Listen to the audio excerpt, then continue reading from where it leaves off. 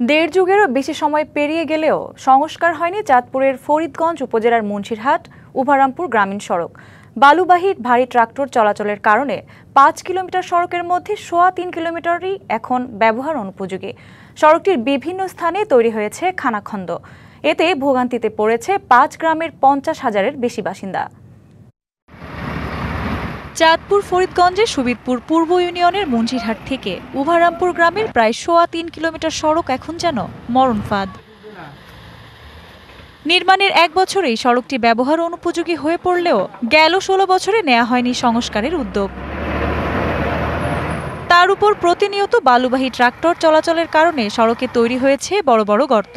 এতে প্রায়ই ঘটছে ছোট বড় দুর্ঘটনা। চরম দুর্ভোগে পড়েছেন আশেপাশের ৫ গ্রামের ৫০,০০০ বাসিন্দা।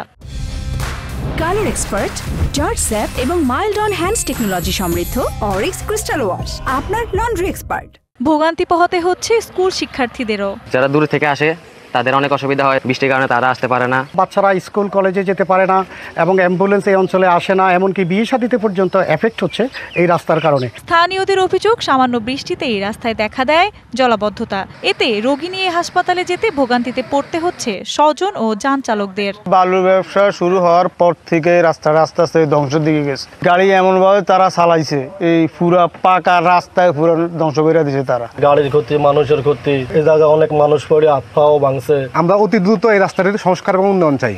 অর্থ সংকটে সড়কটি সংস্কার করা না হলেও গুরুত্বের সাথে বিবেচনায় দ্রুতই সংস্কারের উদ্যোগ নেওয়ার আশ্বাস এলজিডির নির্বাহী কর্মকর্তার। রাস্তাটি দীর্ঘদিন যাবত মেইনটেনেন্স আমরা করতে পারি নাই, আমাদের বিভিন্ন সময় ফান্ডের প্রবলেম থাকে। আমরা অনতিবিলম্বে এটার প্রাক্কলন প্রস্তুত করে আমরা অনুমোদনের ব্যবস্থা করব এবং টেন্ডার গ্রহণ করার চেষ্টা করব।